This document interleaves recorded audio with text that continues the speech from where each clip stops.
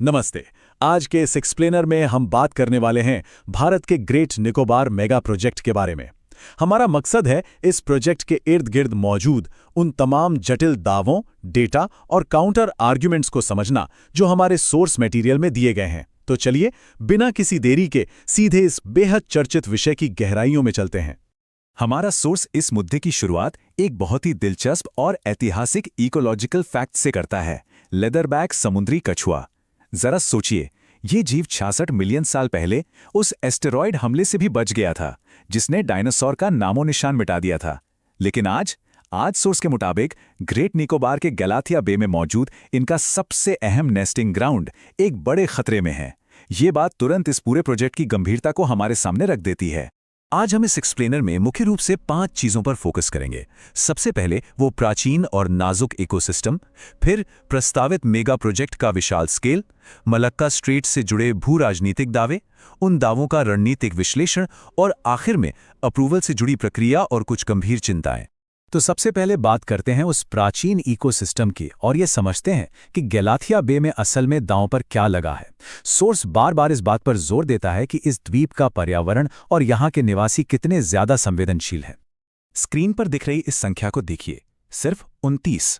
2011 की जनगणना के अनुसार ये ग्रेट निकोबार की शोम्पेन जनजाति की कुल आबादी है। एक ऐसी जनजाति जिसका बाहरी दुनिया से संपर्क ना के बराबर रहा है।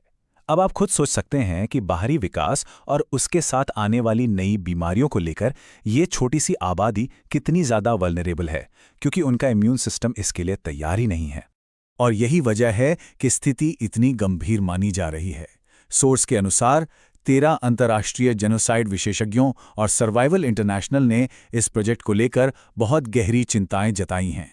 उनका स्पष्ट रूप से मानना है कि इतनी बड़ी बाहरी आबादी को वहां ले जाकर बसाना इन स्वदेशी लोगों के लिए सीधे तौर पर एक डेथ सेंटेंस या मौत की सजा के बराबर हो सकता है।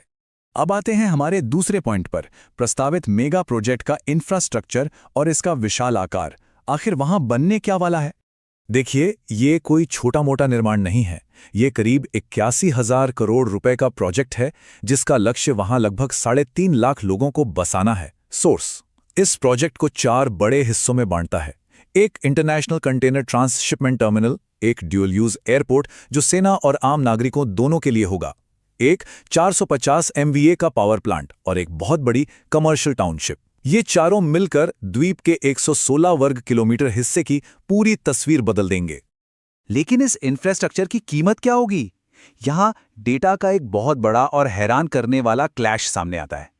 आधिकारिक सरकारी अनुमान कहता है कि करीब 7.11 लाख पेड़ काटे जाएंगे, लेकिन सोर्स स्वतंत्र शोधकर्ताओं का हवाला देते हुए दावा करता है कि असल में 1 करोड़ तक प्राचीन पेड़ कट सकते हैं।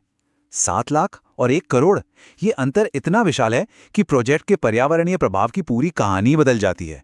इकोलॉजी से हटकर अब भू राजनीति की बात करते हैं। प्रोजेक्ट के पक्ष में अक्सर मलक्का स्ट्रेट का तर्क दिया जाता है, लेकिन सोर्स इसे भूगोल की कसौटी पर परखता है। इस दावे को समझने के लिए बस एक क्विक रिकैप। स्ट्रेट या जल डमरू मध्य असल में पानी का एक संकरा रास्ता होता है जो 2 बड़ी वाटर बॉडीज को जोड़ता है। मलक्का स्ट्रेट इंडियन ओशन को साउथ चाइना सी से जोड़ता है। ये दुनिया के सबसे अहम और व्यस्त व्यापारिक मार्गों में से एक है। अब रणनीतिक दावा ये है कि ग्रेट निकोबार से हम इस स्ट्रेट को चोक या ब्लॉक कर सकते हैं, लेकिन सोर्स एक बहुत ही प्रैक्टिकल भौगोलिक वास्तविकता सामने रखता है। ग्रेट निकोबार असल में मलक्का स्ट्रेट का हिस्सा है ही नहीं, वो अंडमान सागर में है। स्ट्रेट का असली चोक पॉइंट तो सिंगापुर के पास है, जो वहां से 200-300 किलोमीटर दूर है। इसलिए सोर्स के मुताबिक ग्रेट निकोबार से उस मार्ग को चोक करना ज्योग्राफिकली मुमकिन ही नहीं। इसी दावे को और गहराई से खंगालते हुए सोर्स कुछ मजबूत जियोपॉलिटिकल काउंटर आर्ग्यूमेंट्स पेश करता है। सोर्स का तर्क है कि अगर एक पल के लिए मान भी लें कि चोक पॉइंट काम करेगा, तब भी क्या चीन हाथ पर हाथ धरे बैठा है? बिल्कुल नहीं। सोर्स के मुताबिक चीन ने पिछले 2 दशकों में कई विकल्प तैयार कर लिए हैं। Myanmar pipelines, CPEC corridor, central Asia और यूरोप के ट्रेन कॉरिडोर और यहां तक कि आर्कटिक रूट्स। इन सब को देखकर सोर्स ये निष्कर्ष निकालता है कि चीन ने अपने व्यापारिक मलक्का डिलेमा का समाधान पहले ही काफी हद तक कर लिया है। और यहीं पर सोर्स अपना सबसे तीखा वैचारिक प्रहार करता है। यह आरोप लगाया गया है कि राष्ट्रीय सुरक्षा का तर्क शायद सिर्फ एक मुखौटा है। सोर्स के दावों पर गौर करें तो कहा गया है कि असली उद्देश्य 114.9 वर्ग किलोमीटर के एक नेचर रिजर्व में कसिनोज, रिजॉर्ट्स और लग्जरी कमर्शियल इंफ्रास्ट्रक्चर बनाना है। ये दावा इस पूरे मेगा प्रोजेक्ट की असली नीयत पर ही एक बहुत बड़ा सवाल खड़ा कर देता है। ये सब हमें हमारे एक्सप्लेनर के आखिरी और शायद सबसे विवादित हिस्से पर लाता है, पर्यावरण से जुड़ी चिंताएं और इस प्रोजेक्ट को मिली मंजूरी की प्रक्रिया। जरा इस टाइमलाइन को ध्यान से देखिए। 1997 में गैलाथिया बे को एक वाइल्ड लाइफ सेंचुरी घोषित किया गया था। 2020 तक के आधिकारिक नक्शों में यहां कोरल रीफ्स साफ-साफ दिखाए जाते थे। लेकिन फिर क्या हुआ? सोर्स का आरोप है कि 2021 में इस सेंचुरी को अचानक डी-नोटिफाई कर दिया गया। और हैरानी की बात तो यह है कि नए नक्शों से कोरल रीफ्स ही गायब कर दिए गए। दावा है कि यह सब इसलिए किया गया ताकि इकोलॉजिकल विनाश को छिपाते हुए प्रोजेक्ट को आसानी से मंजूरी मिल सके। क्लियरेंस की प्रक्रिया को लेकर भी सोर्स कई चौंकाने वाले आरोप लगाता है। दावों के अनुसार फॉरेस्ट राइट्स एक्ट को पूरी तरह से दरकिनार कर दिया गया। जिस ग्राम सभा ने इस प्रोजेक्ट को मंजूरी दी, उसमें एक भी स्वदेशी आदिवासी सदस्य था ही नहीं। और सबसे बड़ी बात, जो एनवायरमेंटल इम्पैक्ट असेसमेंट यानी पर्यावरण प्रभाव का आकलन करने में महीनों या सालों लग जाते हैं, दावा है कि उसे जल्दबाजी में सिर्फ 6 से 7 दिनों के भीतर पूरा कर लिया गया। हाँ, आपने सही सुना, सिर्फ 6 से 7 दिन। सोर्स के अंत में बात कॉरपोरेट हितों की ओर मुड़ जाती है। बताया गया है कि इस प्रोजेक्ट में रुचि दिखाने वाली 11 कंपनियों में अडानी पोर्ट्स जैसी बड़ी कॉरपोरेट संस्थाएं भी शामिल हैं।